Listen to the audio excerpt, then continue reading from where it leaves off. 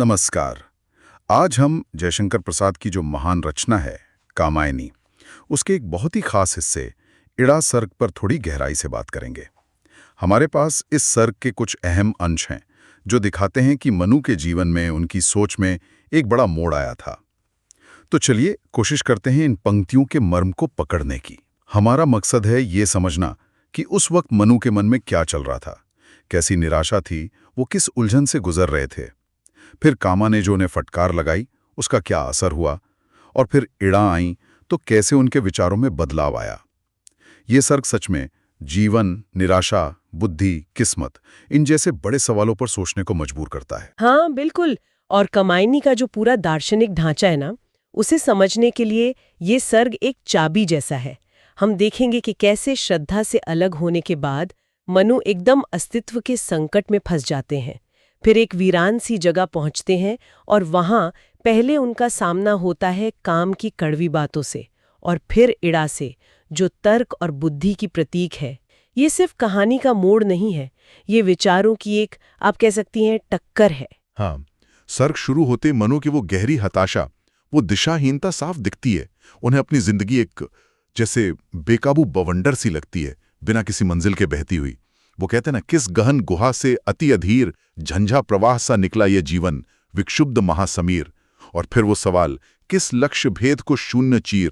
ये सिर्फ उदासी नहीं है, ये अपने होने पर ही एक बहुत गहरा सवाल है। बिल्कुल, ये एक गहरा मतलब एग्जिस्टेंशियल क्राइसिस है। हाँ, वो प्रकृति की स्थिरता को, उन बर्फ से ढके शांत पहाड़ों को जैसे नकार रहे हैं। शायद इसलिए कि वो शांति उन्हें अपने अंदर की उथल-पुथल से बिल्कुल उल्टी लगती है। वो तो हवा की तरह बहना चाहते हैं, मैं तो आबाद गति मरुत सदृश, कोई रोक टोक नहीं। पर साथ में एक अपराध बोध भी है।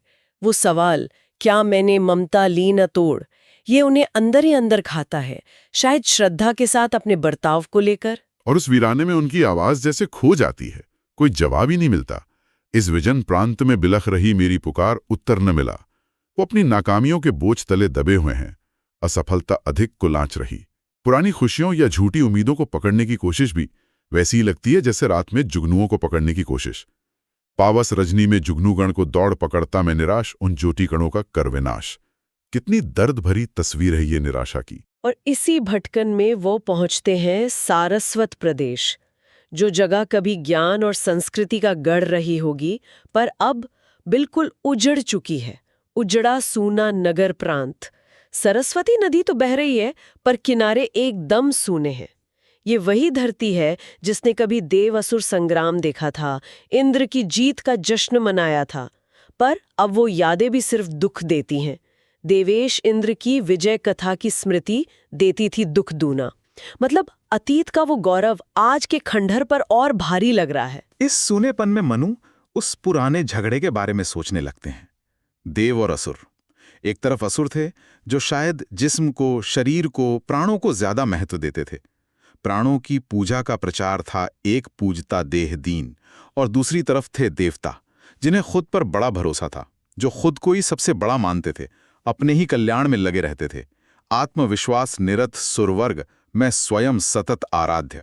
ये दो बिल्कुल अलग जीवन दृष्टियां थी। हाँ, असल में ये शरीर और आत्मा, या कहें नियम और आजादी के बीच के वो पुरानी लड़ाई थी। लेकिन प्रसाद यहाँ एक बहुत दिलचस्प बात कहते हैं कि दोनों ही अपनी जिद पर अड़े थे और दोनों में ही भरोसे की कमी थी। दोनों का हठ था दुर्निवार, दोनों ही थे विश्वासहीन। शायद इसीलिए बात करने की जगह हथियारों ने ले ली और नतीजा विनाशकारी हुआ। ये सिर्फ कोई पुरानी कथा नहीं है, ये इंसान के स्वभाव पर एक टिप्पणी है। और ये बात मनु पर भी लागू होती दिखती है ना? वो खुद अपने अंदर यही खिंचाव महसूस कर रहे हैं। मोह भी है, खुद पर ध्यान भी है, पर सबसे बड़ी कमी जो उन्हें महसूस होती है वो है श्रद्धा की। मुझ में ममत्वमय आत्ममोह, सचमुच मैं हूं श्रद्धा विहीन। जब वो ये मानते हैं तो उनकी उलझन और बढ़ जाती है। बिल्कुल। और ठीक इसी उधेड़-बुन के बीच एक तीखी, चीड़ती हुई आवाज गूंजती है। जब गूंजी ये वाणी तीखी, कंपित करती अंबर अकूल। मनु पहचान लेते हैं इसे, ये काम की आवाज है, इच्छा वासना का प्रतीक, जिसने उन्हें पहले भी रास्ते से भटकाया था। पर इस बार काम सिर्फ लुभा नहीं रहा है। वो वो इल्जाम लगा रहा है, और इल्जाम भी बहुत सीधे और कड़े हैं। काम कहता है कि मनु श्रद्धा का असली मतलब भूल गए। मनु, तुम श्रद्धा को गए भूल। उन्होंने श्रद्धा को, जो आत्मविश्वास और चेतना का रूप थी, उसे बस थोड़े देर के सुख का साधन समझा, जैसे रुई का फाहा हो, उड़ा दिया तूल। वासना की पूर्ति ही उनके लिए सब कुछ हो गई। वासना तृप्ति ही स्वर्ग बनी। उन्होंने अपने पुरुष होने के घमंड में नारी की शक्ति को अनदेखा किया। तुम भूल गए पुरुषत्व मोह में कुछ सत्ता है नारी की। वो बराबरी या समरसता नहीं ला पाए। और काम यही नहीं रुकता। वो आगे कहता है कि मनु ने श्रद्धा के दिल के समर्पण को पूरी तरह अपनाया ही नहीं। वो तो बस उसकी बाहरी खूबसूरती, उसके शरीर, सुंदर जड़ देह मात्र पर ही अटक कर रह गए। जिस रिश्ते से, जिस विवाह से उनकी अपनी कमी पूरी हो सकती थी, उससे वो खुद ही पीछे हट गए। परिणय जिसको पूरा करता, उससे तुम अपने आप रुके। ये बात सिर्फ मनु के लिए नहीं है, ये इंसानी फितरत की तरफ इशारा है। प्यार के गहरे मतलब को न समझकर सिर्फ सतह पर रह जाना। काम की ये बातें मनु को शूल की तरह, कांटे की तरह चुभती हैं। लेकिन फिर काम सिर्फ बीते हुए कल की आलोचना नहीं करता, वो भविष्य के बारे में कुछ कहता है। ये हिस्सा वाकई चौंकाता है, जहां वो मनु से जो नई इंसानी सभ्यता, अभिनव मानव प्रजा सृष्टि बनेगी, उसके लिए एक तरह का श्राप कहें या एक डरावनी भविष्यवाणी करते हैं। हाँ, ये सिर्फ डांट नहीं है, ये एक चेतावनी है। काम कहता है कि इस नई दुनिया में हमेशा झगड़ा, शोरगुल और कलह अनंत चली रहेगी। एकता खत्म होगी और भेदभाव बढ़ेगा। एकता नष्ट हो, बढ़े भेद। लोगों के दिल ढके रहेंगे, वो एक दूसरे को समझ नहीं पाएंगे। हृदयों का हो आवरण सदा, पहचान सकेंगे नहीं परस्पर। असंतोष मतलब एक बेचैनी सी हमेशा बनी रहेगी। और आगे की तस्वीर तो और भी भयानक है। काम कहता है कि तर्क और बुद्धि अक्सर नाकाम रहेंगे। हो विफल तर्क से भरी युक्ति। जिंदगी एक लगातार चलने वाली लड़ाई बन जाएगी। श्रद्धा का राज, यानी विश्वास और दिल की ताकत, वो छिपी रहेगी। इंसान आज में जीने के बजाय आने वाले कल की चिंताओं में कैद रहेगा। हो वर्तमान से वंचित तुम, अपने भविष्य में रहो रुद्ध। और सबसे खतरनाक बात, दिमाग और दिल में हमेशा झगड़ा रहेगा। मस्तिष्क हृदय के हो विरुद्ध। और नतीजा क्या होगा? स्वार्थ, निराशा, गरीबी और कभी न बुझने वाली इच्छा की आग, बंतृष्णा ज्वाला का पतंग, जिसमें इंसान पतंगे की तरह जलता रहेगा। काम की ये बातें भविष्य के समाज की उन सारी मुश्किलों की तरफ इशारा करती हैं जिनसे हम आज भी जूझ रहे हैं। असंतोष, अकेलापन, तर्क और भावनाओं का झगड़ा, ये प्रसाद की दूर तक देखने की क्षमता दिखाता है। काम की ये आवाज जब शांत होती है तो माहौल बदलता है। सुबह हो रही है, एक शांत साफ नज़ारा सामने आता है। सरस्वती बह रही है, पूरब में सुबह की लाली फैली है, जैसे कोई सुनहरा कमल खिल गया हो। प्राची में फैला मधुर राग, जिसके मंडल में एक कमल खिल उठा सुनहला, भर पराग। प्रसाद यहाँ प्रकृति की खूबसूरती का गजब का चित्र खींचते हैं। ये शांति उस तूफान के बाद कितनी अलग लगती है। और इसी शांत सुंदर माहौल में एड़ा आते हैं। प्रसाद उनका बहुत विस्तार से और प्रतीकों में वर्णन करते हैं। वो सिर्फ एक खूबसूरत औरत नहीं है, वो ज्ञान, कर्म और व्यवस्था का प्रतीक है। एक हाथ में कर्म कलश है, था एक हाथ में कर्म कलश, वसुधा जीवन रससार लिए, जो जिंदगी और सृजन की निशानी है। दूसरा हाथ जैसे विचारों के आसमान को थामे हुए है, यानी बुद्धि और सोच का प्रतीक। उनका सीना ज्ञान विज्ञान से भरा है, वक्षस्थल पर एकत्र धरे संस्कृति के सब विज्ञान ज्ञान। वो जैसे आज की सभ्यता की बुद्धि शक्ति का जीता जागता रूप है। मनु उन्हें देखकर चौंकते हैं, पूछते हैं। सहसा बोले मनु, अरे कौन? वो अपना परिचय देते हैं, अपना दुखड़ा सुनाते हैं। तब वो लड़की अपना नाम इड़ा बताती हैं और मनु का ध्यान उस उजड़े हुए सारस्वत प्रदेश की ओर खींचती हैं। कहती हैं कि ये उन्हीं का इलाका है जो अब वीरान पड़ा है, जैसे वो मनु को उनकी जिम्मेदारी याद दिला रही हों। तो मनु उनसे वो गहरे सवाल पूछते हैं जो अब तक उनके मन में घुमड़ रहे थे। जिंदगी का मतलब क्या है? जीवन का क्या सहज मोल? भविष्य का रास्ता कैसे खुलेगा? क्या ये दुनिया सिर्फ डराने और मिटाने के लिए बनी है? तब क्या इस वसुधा के लघु लघु प्राणी को करने को सभीत? वो किस्मत के इस जाल से निकलने का रास्ता पूछते हैं।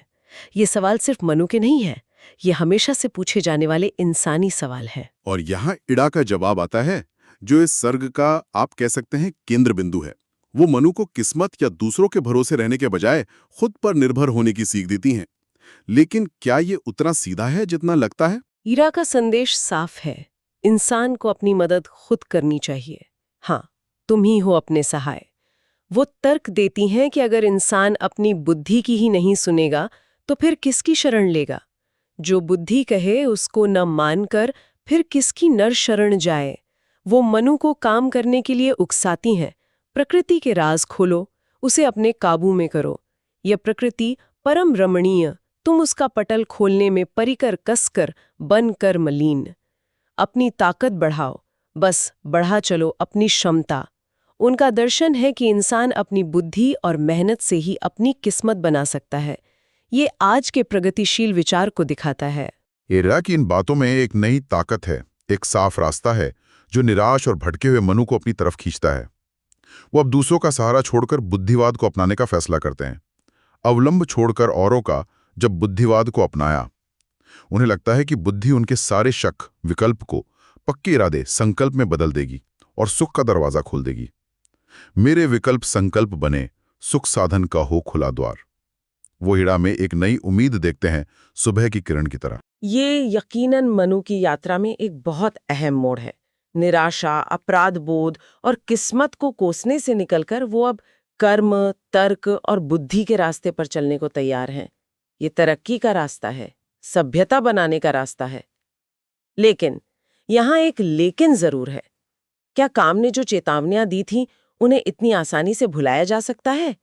क्या सिर्फ बुद्धि का रास्ता काफी है? तो इस पूरी बातचीत का निचोड़ क्या निकलता है? इड़ा सर्ग मनु की जिंदगी का एक फैसलाकुन मोड़ है। श्रद्धा के सहज विश्वास और भावनात्मक सहारे से बिछड़कर वो निराशा के अंधेरे में गिरते हैं। वहां उन्हें पहले काम की कड़वी आलोचना और भविष्य की डरावनी तस्वीर का सामना करना पड़ता है, और फिर इड़ा मिलती है जो बुद्धि, तर्क, कर्म और खुद पर भरोसे का रास्ता दिखाती है। यहाँ जो बात गहराई से सोचने वाली है और जो कामायनी का मुख्य द्वंद्व भी है, वो है श्रद्धा यानी दिल, विश्वास, भावना, और इड़ा यानी बुद्धि, तर्क, कर्म के बीच संतुलन का सवाल। ये सर्ग बुद्धि के महत्व को पूरी तरह से सामने लाता है। मनु इड़ा को अपनाकर सारस्वत प्रदेश को फिर से बसाने की कोशिश करते हैं, सभ्यता बनाते हैं। लेकिन काम की भविष्यवाणी एक चेतावनी की तरह सिर पर मंडराती रहती है कि सिर्फ बुद्धि के बल पर जो तरक्की होगी, जिसमें दिल या श्रद्धा की जगह ना हो, वो अधूरी, बनावटी और आखिरकार विनाशकारी भी साबित हो सकती है। मनु का इड़ा को चुनना एक जरूरी कदम है, पर क्या ये आखिरी मंजिल है? कामायनी की आगे की कहानी इसी सवाल की खोज करती है। बिल्कुल। तो इड़ा सर्ग हमें सिर्फ मनु की कहानी नहीं सुनाता, बल्कि ये मानवता के विकास के तरीके पर ही एक गंभीर सवाल खड़ा करता है। और इसी के साथ हम आज की एक गहरी चर्चा यहीं खत्म करते हैं। एक विचार जो शायद सोचने पर मजबूर करे। काम ने इंसान के स्वभाव की जिन गहराइयों, उलझनों और कमजोरियों, जैसे स्वार्थ, कभी ना खत्म होने वाली प्यास, दिल और दिमाग का झगड़ा की तरफ इशारा किया है, उन्हें ध्यान में रखते हुए क्या इड़ा का बताया हुआ सिर्फ बुद्धि और कर्म का रास्ता, जिसे आज की दुनिया ने काफी हद तक अपनाया है, हमें स्थायी शांति, संतुलन और संतोष दे सकता है? या फिर इंसान को श्रद्धा और इड़ा यानी दिल और दिमाग के बीच एक तालमेल, एक